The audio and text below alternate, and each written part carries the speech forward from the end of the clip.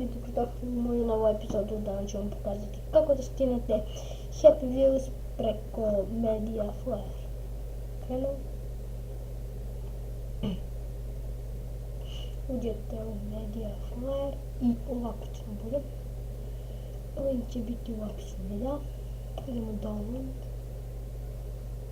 I sad se skida.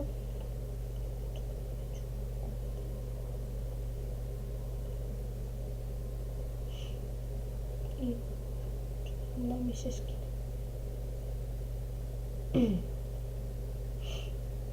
I kada se skine, ću pokazati kako da je instalirate.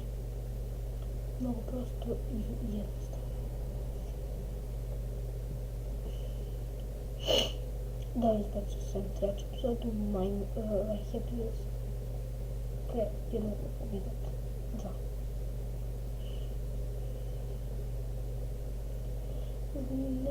Nema mi pakovanje paket pokazao vas. Ajde još kučkici.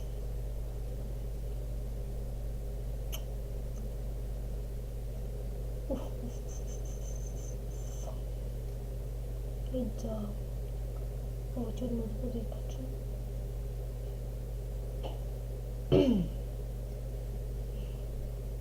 Ajde više.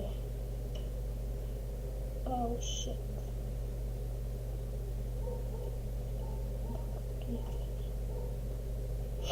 Ajde više. Ajde. Ajde škola.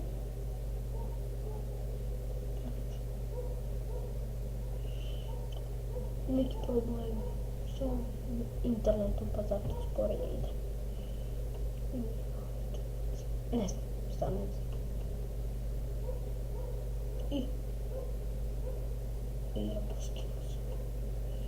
I kada vi to odradite, uđete Dev, Folder, uđete u ovo, ukucate Happy Wheels i čekate i možete slobodno da izađete s ovo i uđete ovdje, idete file, open, browse, Happy Wheels, open, ok i Happy Wheels radi. I ljudi, to je to za ovu epizodu, pozdrav!